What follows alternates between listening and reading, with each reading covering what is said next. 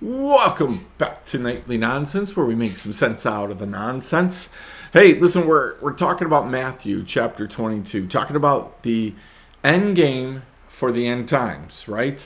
Talking about what it is that we're moving forward to. What's the goal, right? And we're talking about being invited, but finding our way to the wedding banquet. Everybody's invited. Not everybody's going to accept the invitation, is what the Bible tells us. Not everybody is going to be okay with this. Last night we talked about those people who just say no, they're not coming, they go do something else. And then we talked about the people who say no, and they try to destroy the people who are actually inviting them, right? So tonight I want to pick it up with verse 7, right, in chapter 22. The king was angry. He sent his troops and destroyed those murderers and burned their cities. You know that there's a cost for coming against the anointed, the chosen, the mouthpieces, those people who are put in offices, callings, giftings. There's a price to be paid. The king was angry with those murderers, with the people who murdered. Again, in God's eyes, murder isn't just simply taking a knife and killing somebody. It's every time you open your mouth, right, to deliberately, defiantly go against God and try to destroy somebody else. You murder their reputation, you murder their character, you murder their past, you murder their present, you murder their future. You try to kill them from having anything. We do this frequently, all in the name of God, saying, Lord wills it, God wills it, straight from the Crusades. We can do whatever we want to do. We can kill people because God wills it. Right? Again, I had this long talk yesterday about truth. God reminded me that truth without love can be sin. I need you to wrap your head around that with me for a second. Right? How you say something, where you say it, when you say it, with whom you say it, to whom you say it, it all matters. It matters greatly. So you can take truth. The enemy uses truth all the time. Andy is a bad person. That's just straight out truth. The enemy uses it all the time to accuse me. He has no love for me. He is the accuser. So when we take truth and destroy people with it, when we take what we know about somebody and we destroy them with it, we're murdering them. And that makes God angry. But we think that God will be angry with the person who did all the bad things. And we're just pointing it out, and we're always protecting everybody else.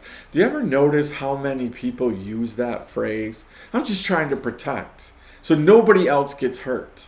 Who's protecting everybody else from you?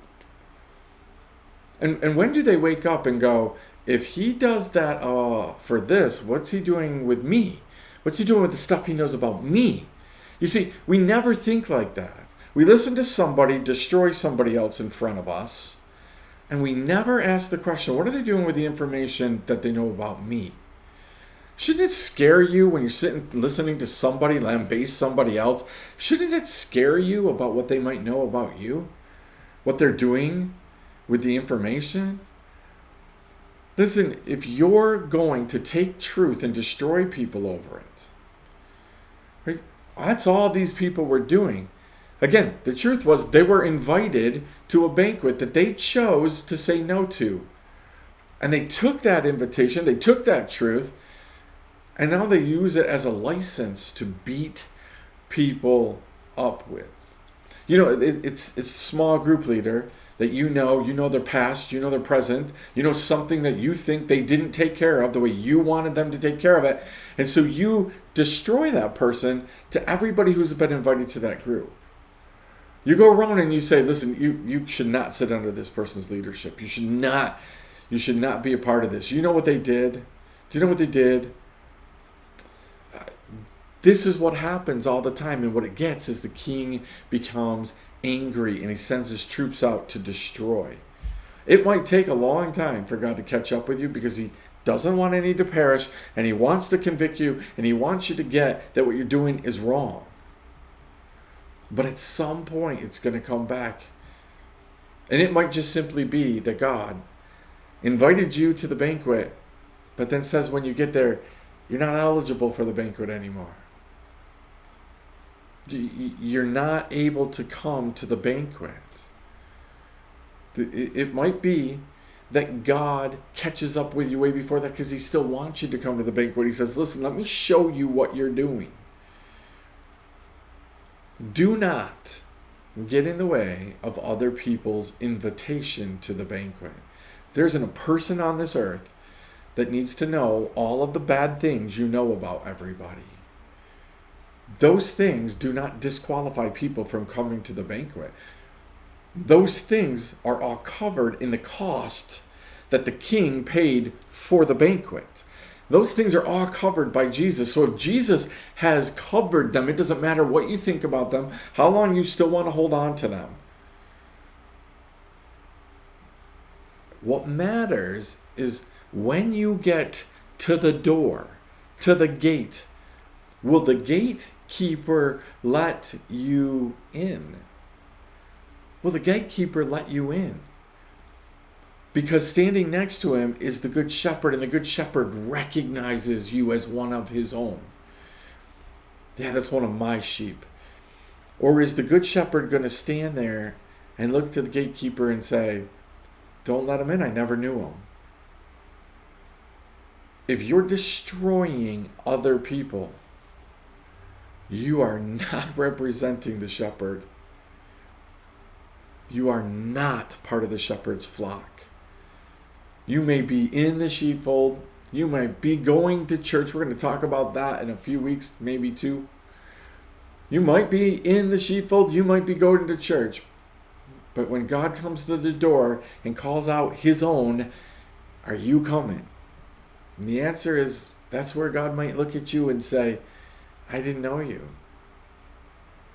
And you're going to trumpet all the things you did for God and how you were just a keeper and protector of that which you thought was right. And God is going to say, I never knew you. You weren't protecting truth.